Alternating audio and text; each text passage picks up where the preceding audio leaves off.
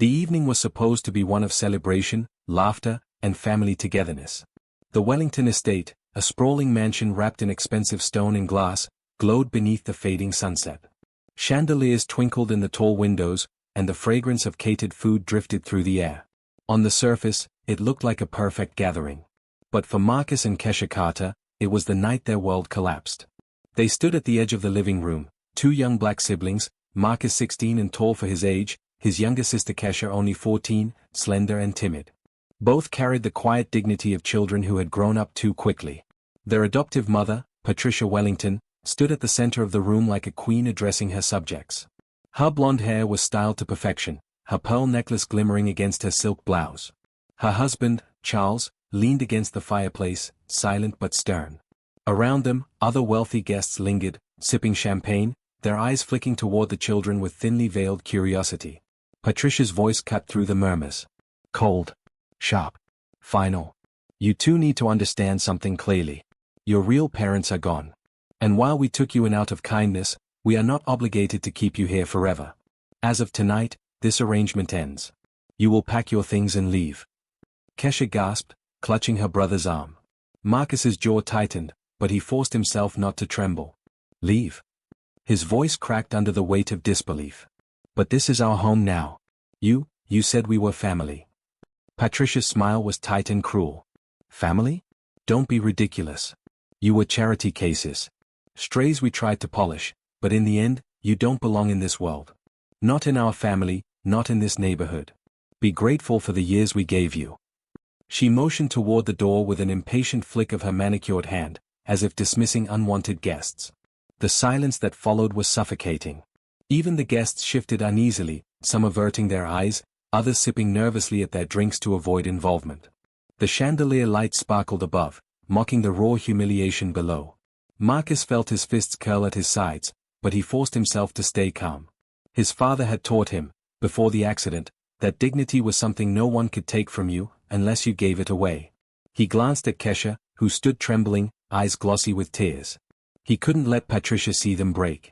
Come on, Kesha, he said softly, his voice steady despite the storm raging inside him. We don't need to beg. Patricia's laugh was sharp, echoing across the polished marble floor. Beg? Oh, don't flatter yourself, Marcus. Nobody here expects you to beg. You're not worth that much effort.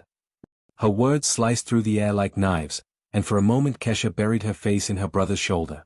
The weight of betrayal was unbearable. They had lost their real parents, survived grief, and trusted this family with their fragile hearts, only to be thrown aside like unwanted furniture. Charles finally spoke, his tone deep but detached. Enough, Patricia. They know what they need to do. He didn't look at the children, didn't acknowledge their pain. To him, they were already ghosts, erased from his life. Marcus lifted his chin, staring straight into Patricia's eyes. Something inside him had shifted, some fragile innocence had snapped. His voice, though quiet, carried a strength beyond his years. You think we're nothing. But one day you'll regret this. Patricia smirked, clearly amused. Idle threats from a child. Trust me, Marcus, the world doesn't remember people like you. But Marcus didn't respond.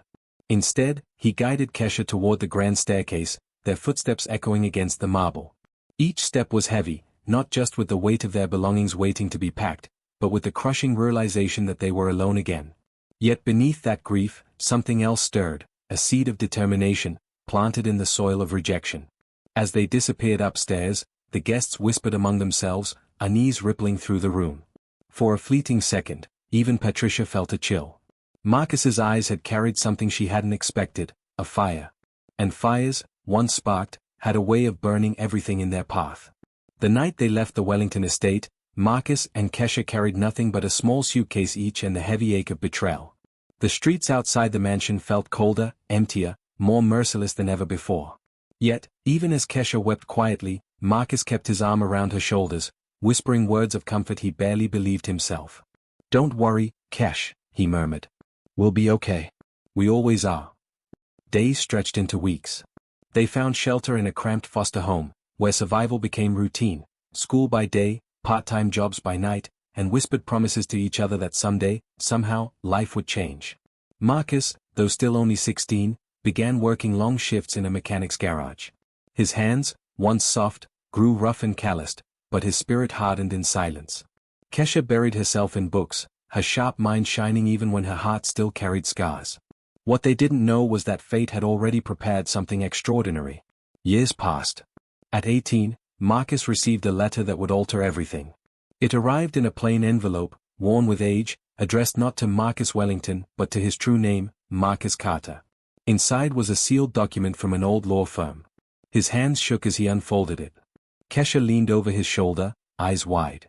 "What is it?" Marcus read aloud, his voice trembling. By order of the late Jonathan and Angela Carter, the estate, trust, and assets totaling $50 million, are hereby bequeathed to their surviving children, Marcus Carter and Kesha Carter. For a moment, the world seemed to stop. $50 million.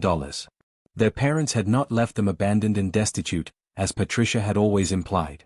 Instead, their birthright had been hidden, deliberately suppressed. Kesha's voice was a whisper. All this time, she knew. And indeed, Patricia Wellington had known. She and her husband had concealed the inheritance, hoping to access it themselves by keeping Marcus and Kesha under their roof. When the siblings grew older and more independent, the Wellingtons decided they were no longer controllable, and discarded them, confident the secret would remain buried. But secrets have a way of surfacing. Within months, Marcus and Kesha met with financial advisors, lawyers, and trustees. The inheritance became real, accounts transferred, properties revealed, and investments secured. But the money was only part of their transformation. With resources came power, and with power came freedom. Kesha enrolled at one of the top universities, her tuition paid in full, her future wide open. Marcus, mature beyond his years, began studying business while continuing his work in the garage, not out of necessity, but out of principle. "I want to earn with my hands," he told his sister. "Not just with money. That way, no one can ever say it was handed to me." Still, in the quiet of night, Marcus never forgot Patricia's words. "You don't belong in this world." Those words became fuel, pushing him harder, higher. The reckoning came sooner than expected. At a prestigious charity gala downtown, years after their expulsion, the siblings arrived dressed in quiet elegance. Marcus, now in his early 20s, wore a tailored black suit that fit his tall frame with commanding presence. Kesha dazzled in a navy gown, her confidence radiant, her eyes sharper than diamonds. The room buzzed with whispers the moment they walked in. And then Patricia Wellington, older but still clinging to her fading beauty, turned and froze. Her glass of champagne trembled in her hand as her eyes locked on the children she had once discarded. Marcus approached with calm steps, his presence drawing attention like gravity itself. Kesha followed, her chin lifted, her every movement a reminder that she no longer cowered before anyone. Patricia forced a brittle smile. "Well, this is unexpected. You've certainly grown." Marcus's voice was steady, carrying across the room. "We grew because you forced us to. But you didn't break us. You gave us freedom without realizing it." He leaned slightly closer, his eyes unflinching. "You told me the world doesn't remember people like us. You were wrong." Kesha added, her tone razor-sharp, "The world remembers integrity. It remembers resilience. And it will remember your greed, Patricia. That much, we'll make sure of." Gasps rippled through the crowd.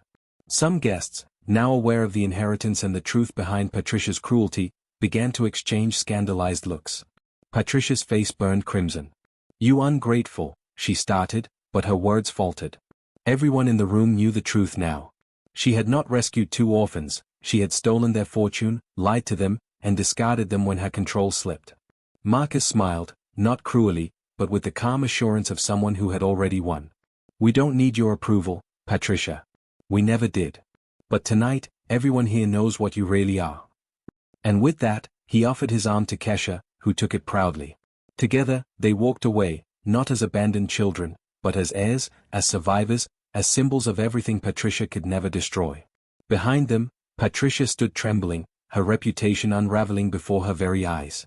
Marcus and Kesha Carter had finally reclaimed not only their fortune, but their dignity, their name, and their rightful place in a world that had once rejected them. And in the end, Patricia was right about one thing: the world doesn't remember everyone. But it would remember Marcus and Kesha Carter forever.